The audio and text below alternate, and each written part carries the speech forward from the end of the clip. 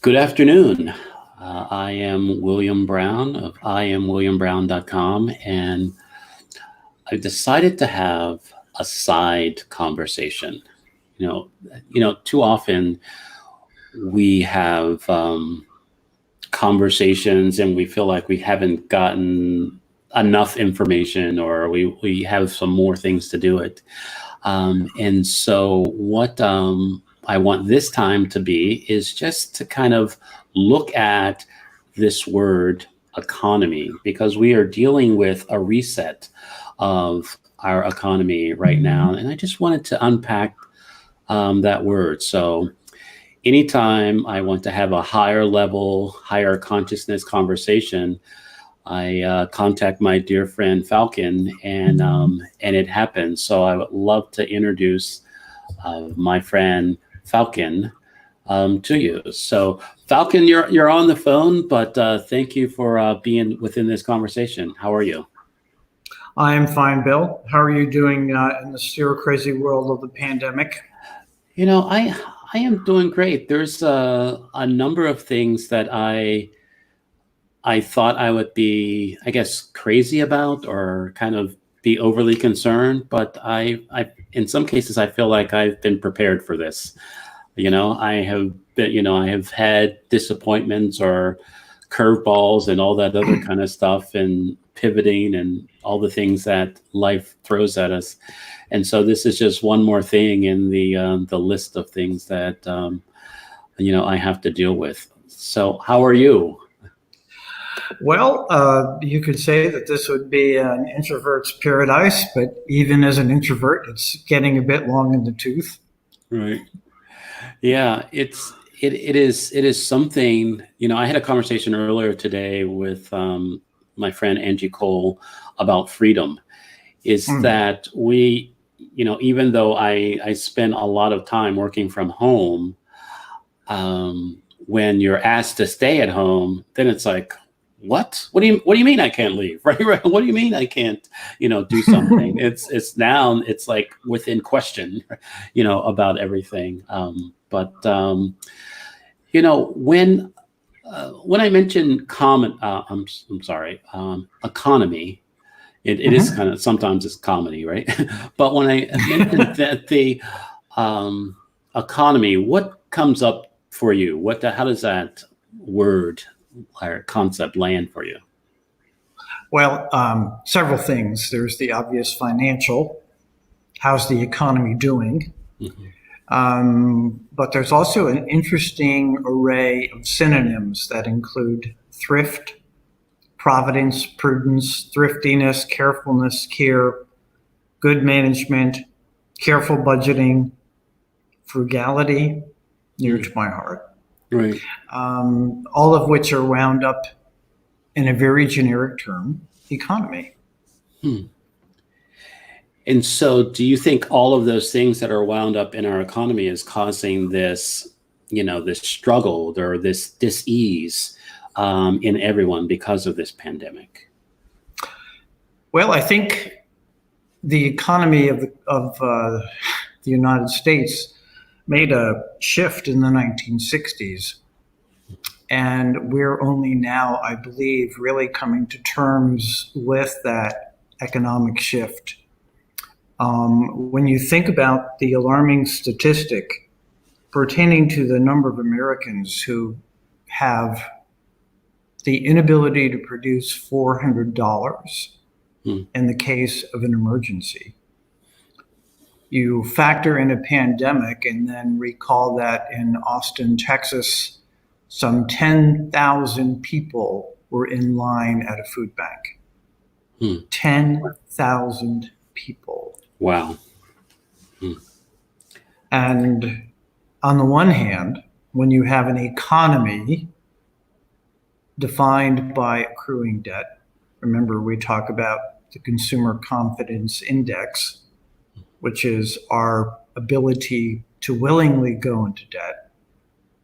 Hmm. And then you turn around and wonder why 50 years down the road, no one has any money, a pandemic hits, and the economy collapses. It's sort of like, what did you think was going to happen? if you go down that road. Am I making sense, or am I obtuse? Yeah, no. Oh, no. Absolutely. I mean, there's the feeling that I've had that there has been a knowing, of this. When you say things that, we're living paycheck to paycheck, or, or we as a society will allow certain people to live in substandard conditions.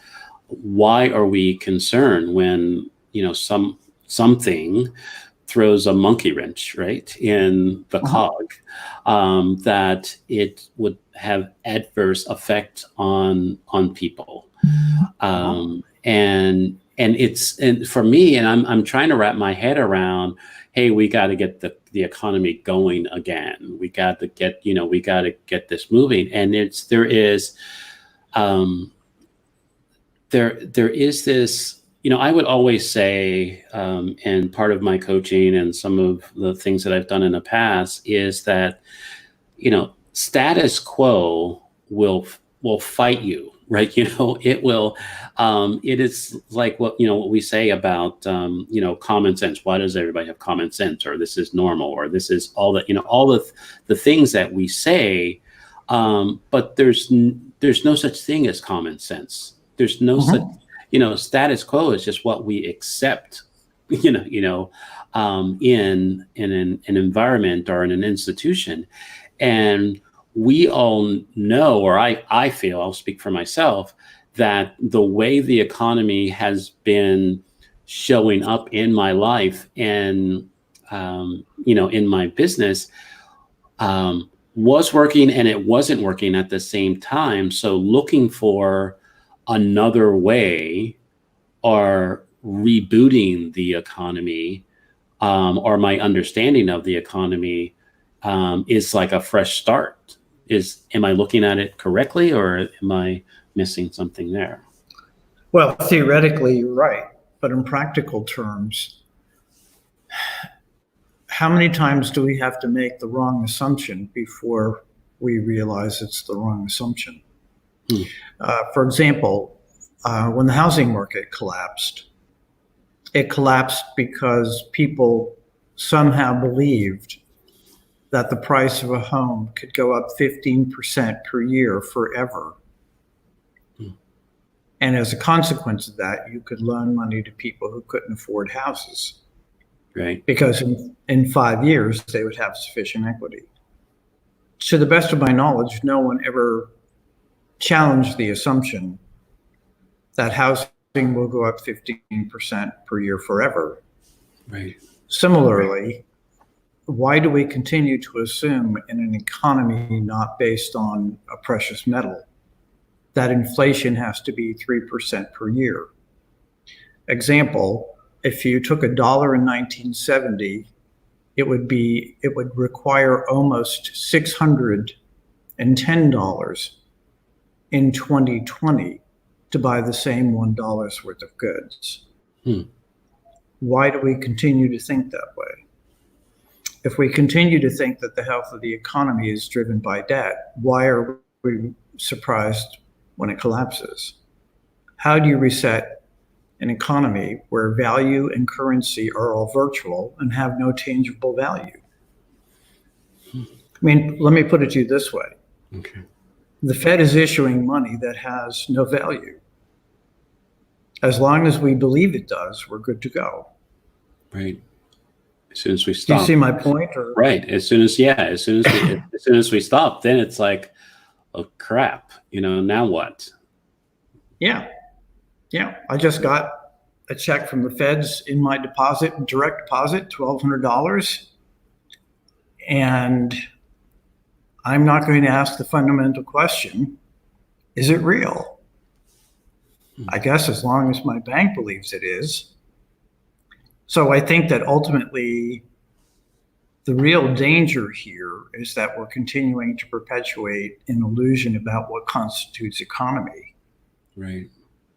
That's heading us down a one-way street, which is why I brought up the definition of economy as including things like thrift and prudence and carefulness. But am I making sense? Yeah, absolutely. But when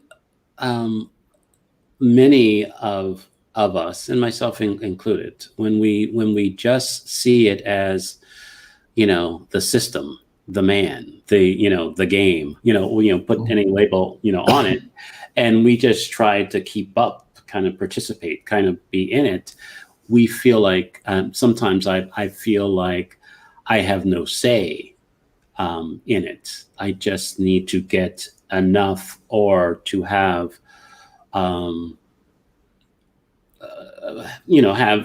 enough so I can live the way I want to live, or how I choose to live.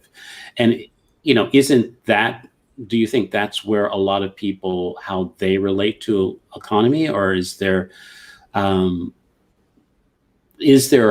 they feel like they do have a say, or can make a difference, or can kind of, now decide that, what, that $1,200 is not real. I'm not going to buy into. I'm not going to buy into that. I'm not. This is, this is not reality, and I need to create a different reality for my own survival, and not stay with this illusion. Well, I think it gets complicated when you have people like Kellyanne Conway arguing that alternate facts exist. When Trump believes that if you tell a lie enough, it becomes the truth. People in general, Americans in specific, right, don't like discomfort. Right. And it's easier to go with the flow. We're approaching the end of a semester, and as I keep telling my students, and I have from the first day, and reading Simon Sinek's Why and Leaders Eat Last, thinking about King and Abernathy in particular and their relationship. Every revolution in the history of the world, for better or worse, began with one person who saw the world not as it was, but as it could be. Right. And as I tell my students, the world gets changed for the better or for the worse, one life at a time.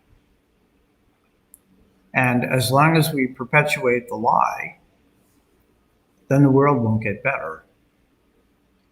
And we are particularly good about lying to ourselves about the nature of wealth, the nature of poverty, the nature of our responsibility to each other.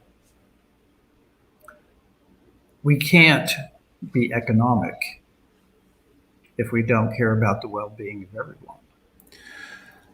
And no, I get that, but I'm the question that comes up for me is that, how can I let go of the illusion and embrace the possible at the same time? Do you understand? Because there's a reality, within that, hey, I need to feed myself. I need to clothe myself. I need to make, enough resources to live. But recognizing that the way that I'm doing it is an illusion. How can I embrace a new way? I don't know if that made sense to you, but it just seems like there is a middle ground, or if there is a step in between accepting reality and embracing the possible. Well, if we think in terms of disc personality theory, then 80% of the human population falls into the S and C category, where S is steady and C is constant. And neither of those two groups like change.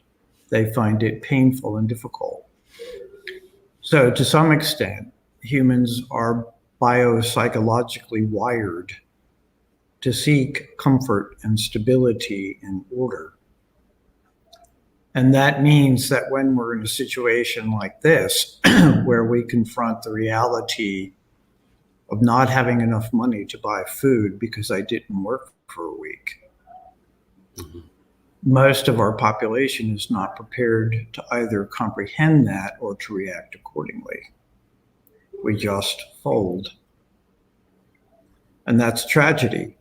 But again, we've been off the gold standard since 1973. We've been living the illusion. We've been growing increasingly hedonistic. You can't be thriftful and mindful and careful and a good manager if all you're focused on is the next moment of pleasure. Hmm.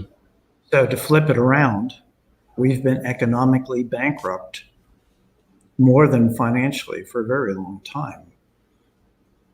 I don't have the number with me now, but I know in the mid-90s, the average American man, woman, and child was about $1,300 in debt. And that was just the government's debt. Hmm. Even if it only increased 600% based on inflation, run the numbers. Right. Am I making sense? Yeah. Yeah. It's how can you? I'm like, geez, I was having a good day. No, I'm not gonna. But how can you get the information or get an understanding of this information and still have hope and still have possibly basically and start a revolution? The one person, to make the change. What do you think is possible for that? Well, Bill, you and I have talked about this before, and it's come up again recently. I'm alive because people who had no reason to care about me did. Hmm. One of my closest friends in this world was the typist for my undergraduate mentor. And in 2004, in the midst of the third of 4 anorexia attacks that nearly killed me, she sat in a diner in New York with me for almost 12 hours until I ate a cup of soup. Hmm. She had no reason to do that.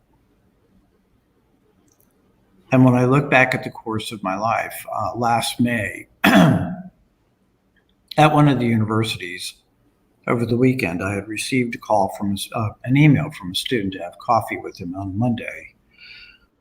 I showed up for coffee. We were sitting outside the coffee shop, and he began the conversation by saying, "I don't have any recollection of emailing you, but I'm glad you're here."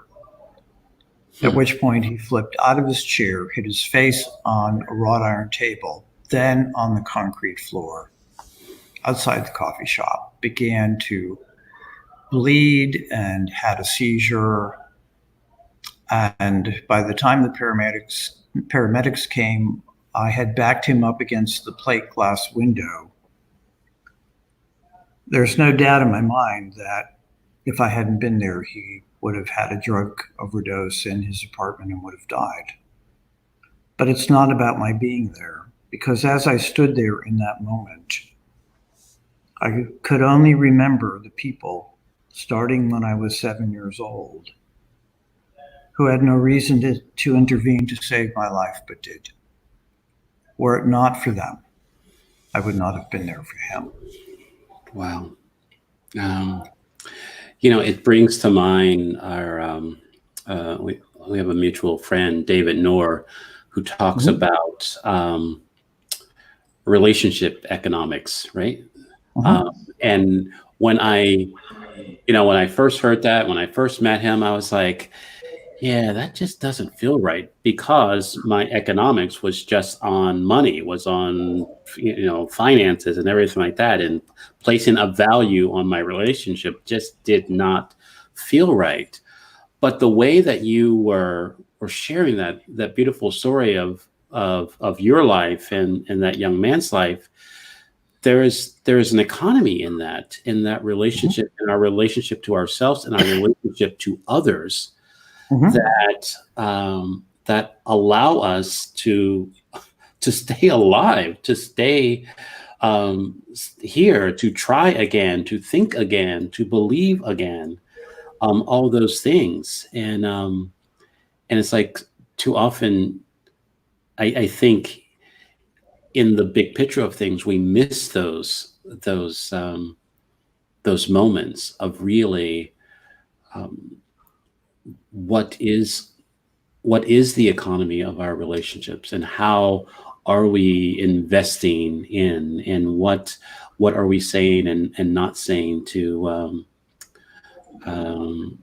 keep those things, to invest, in that. Well, you're right. And when we look at a number of the serious problems that we face in our country, it's very clear what our economy is. If you're wealthy, you get a coronavirus test. If you're poor, you get to die. And we've become so callous that we continue to accept that as though it were, in fact, the standard way of the world. With the exception of situational ethics and its derivative, hedonism, there is one moral tenet that every moral system agrees with, and that is that you never use a person as a means to an end, only as an end in and of themselves. When you lose track of that, then the basic human economy becomes derailed. And we are. Part of what I find so difficult in the current situation, I remember just before I went to work at 7, for reasons I don't understand, we were at dinner, the 5 of us and my father and mother. And my father said, "So if you're hungry, would you go to a rich neighborhood or a poor neighborhood?" And it seemed to me totally logical that the only place you would go would be to a rich neighborhood. So I said that. And my father said, "And why would you do that?" And I said, obviously they have more money than they need, so they would not have a problem giving me some food. And my father said, "No, you're wrong. When you're hungry, you go to a poor neighborhood." I was quite perplexed by this, and I said to him, "And why would I do that?" And he said, "Because they know what it's like to be hungry." And there's an element of compassion that is part of the human economy that begins with empathy and kindness and mindfulness. The reality is I've been hungry. I've been alone. I'm anorexic. I'm alcoholic. I have suffered. And that suffering has allowed me to be there when a 19-year-old goes into a drug overdose. It has allowed me to be there at 3 o'clock in the morning when someone calls because they need to hear another voice. It is the price we pay for being human, not the price that says you're poor, you deserve to die. And that's fundamentally why the economy of this country cannot be restarted. It's neither human nor humane. I'm teaching ethics and entrepreneurship, and as we finish the semester, my students are reading Simon Sinek's Leaders Eat Last and his book, Why. It's not terribly philosophical for a college course, but it makes its point quite well. If we don't know why we are, we don't know who we are. And if we don't know who we are and why we are, then it all comes down to benefits, features, and price. And we as a people no longer know who we are. So it comes down to the economy of price. Some of us cost more than others. And that is a tragedy. Wow. How do you, I guess here's a question. and I've answered this for myself a couple of times, but I would love to hear your answer. And I don't know if I've ever asked you this before, but how do you, with this information that you have, or with this awareness that you have, how do you speak to the people who are not yet aware or have this understanding of this broken economy that we have? If they think, if you think that everything is fine and all it needs is a nice kick in the butt, or throw some more money at it, or whatever they say, right? How do you kind of have another conversation within that? Well, at the risk of an equally complex and long answer as my last one,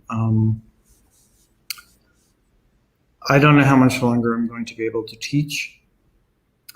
And it's primarily because of what you just said. My heart breaks. And as I said to one of my classes before I threw them out, because out of 25 people, only one had read the assignment. When I leave the university, I leave deeply saddened, because they cannot understand how harsh the world is, how humane, how lacking in humanity the world is, and that in the end, they will be so burdened with debt that they will have no freedom to be. I am pained by the fact that I can't reach them all. But that pain in and of itself is not enough to stop. I recently suffered the end of a relationship, and I can absolutely tell you, in my life, I have never loved a person nor invested more heavily in a relationship than I did. But I can speak the words. I can walk the walk. I can do precious little beyond that. Nietzsche, my intellectual great-grandfather, has a scene in one of his works where Zarathustra comes down from the mountaintop and confronts a number of people standing under a street lamp in the evening. And he says to them, "I seek God. I seek God." And they look back at him with a kind of blind apathy. And Zarathustra says, "Do you not smell the stench of divine decomposition? God is dead, and we have killed him." And when they look at him equally puzzled, Zarathustra says, "I have come too soon." And he leaves for the mountaintop. To invest is to come too soon. To invest is to have most of your words fall on ears that are not yet ready to hear them. But just before the pandemic hit at the university, a young woman stopped me. Well, actually, I'm not sure she would prefer to be called that. A former student of mine stopped me. We had not had a good relationship. And in fact, she said to me, "I did not sign on at a black school to be taught by a white man." But when I ran across the student this time, she looked up at me and she smiled and she said, "I'm glad I found you. I want you to know that I hated you, but now I understand that you cared. And all I can do is thank you." Wow. The world gets changed for the better or worse, one life at a time. Wow. Falcon, thank you very much. I think, I don't want to say that's why we're friends, but I am so glad you are a part of my economy of relationships. Is there anything that you want to leave us with? I mean, we could stop there, or is there one last in a minute kind of say, this is, through this conversation, I would love you to get in any way that, if you want people to connect with you or anything else that you're up to, that you want people to have an opportunity to be a part of?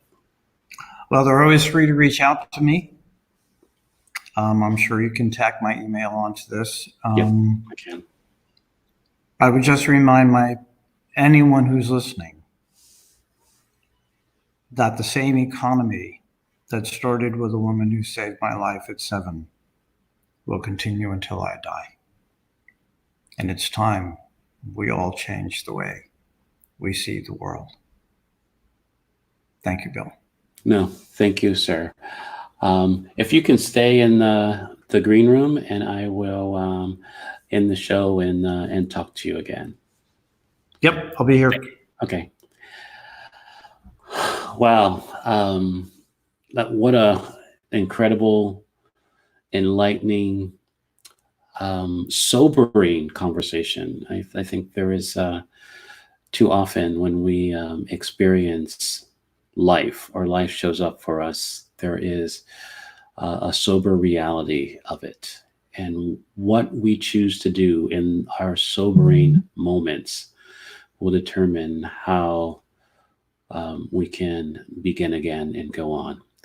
This has been a wonderful conversation, the side conversation, as I say, and I want to thank you. And I will put in the notes Falcon's information, and you can reach out to me at iamwilliambrown.com, or you can email me at william@iamwilliambrown.com. Thank you very much, and have a great rest of your day.